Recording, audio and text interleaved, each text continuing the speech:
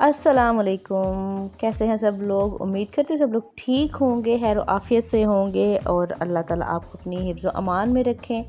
और आपसे रिक्वेस्ट है कि मेरे लिए भी दुआ किया करें, क्योंकि एक दूसरे के लिए की गई दुआ ज़रूर कबूल होती है। अल्लाह ताला हमारे लिए आसानियाँ पैदा करें।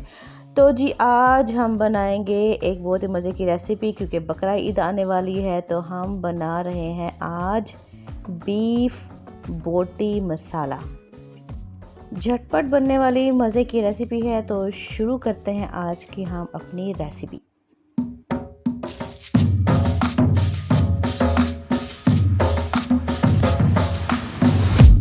ओके जनाब, तो आग हम जला चुके हैं और मैंने रख दी है हांडी, रख दी है कढ़ाई, रख दिया। आप जिस भी बर्तन में पकाना चाहते हैं उसको हम रखेंगे आग पे।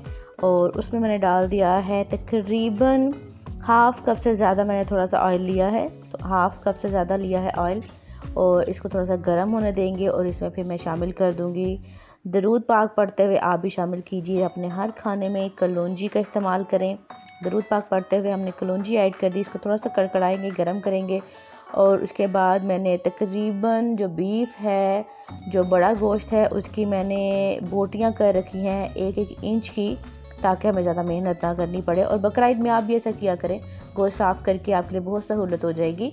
गोश्त साफ़ करने के बाद उसकी बोटियां करके, जो बोनलेस है, जो आप कढ़ाई वगैरह बनाना चाहें उसके लिए आप इस तरीके से बोटियां करके पैकेट्स बना के तो वो रख लें, ताकि आपके लिए ज़्यादा मसला ना हो कि आप फ्रीज़र में से गोश्त निकालें, उसको काटेंगे कैसे।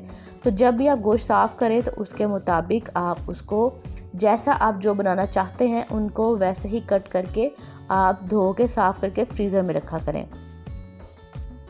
इस काम से आप जब अपने लिए गोश्त को कट करके साफ़ करके रखेंगे, फिर आसानी हो जाएगी। तो तब तक आप फटाफट, अगर चैनल पर नए हैं तो सब्सक्राइब भी कर लीजिए, लाइक भी कर लीजिए और कमेंट ज़रूर किया करें, ताकि मुझे पता चले आपका फ़ीडबैक। ओके जी, ये तो मैंने कुछ देर के लिए, तकरीबन 4 से 5 मिनट के लिए इसको कलौंजी के साथ बीफ की जो बोटियां थी उनको पकाया है। उनका कलर चेंज हो चुका है, उसमें स्मेल ख़त्म हो जाएगी इस तरीके से जब हम पकाते हैं। उसके बाद मसाले चेक कर लें। नमक है, सूखा धनिया है, इसमें हल्दी है, अदरक लहसुन तकरीबन 2 बड़े चम्मच हैं भर के लिए हैं। और साबुत गरम मसाला इसमें मैंने शामिल किया है। और इसके अलावा इसमें जाएगी काली मिर्च। ये तमाम मसाले जो हैं वो आपको मैंने दिखा दिए हैं। वो हम सारे के सारे एक साथ ही हम शामिल कर देंगे इस बीफ में। और अब इसको भी हम थोड़ी देर के लिए पकाएंगे, ताकि इनका अच्छा सा अरोमा जो है वो बीफ में आ जाए और हमारी जो हांडी है वो पकना शुरू हो जाए।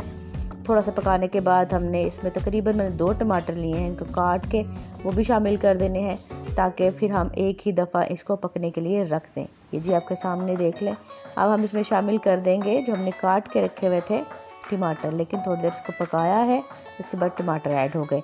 मसाले हमारे कच्चापन ख़त्म हो जाए, वैसे तो काफ़ी पकेगा लेकिन फिर भी थोड़ा सा मसालों को पका कर फिर हमने इसमें टमाटर ऐड कर दिए हैं।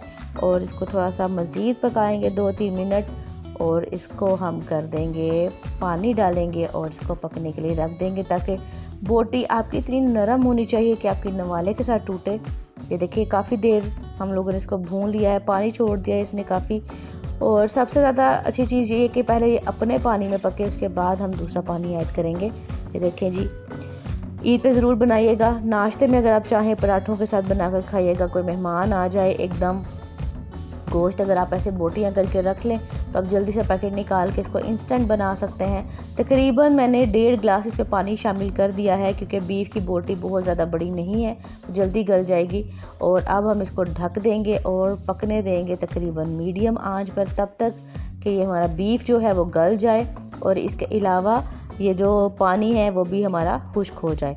आप देख लीजिएगा, अपनी क्वांटिटी के हिसाब से आप पानी ऐड कीजिएगा। अब हम इसको तकरीबन 10 से 15 मिनट पकने देंगे। 15 मिनट के बाद हम इसमें क्या करेंगे, दही ले लिया है मैंने आधा कप, और इसमें मैंने थोड़ी सी दादर मिर्च डाल दी है, कसूरी मेथी इसमें शामिल की है। और इसके बाद जब पानी खुश्क हो गया, ये देखें, ढक्कन उठाया तो आप देख सकते हैं कि बीफ का पानी ख़त्म हो चुका है, तकरीबन ये सारा पक चुका है।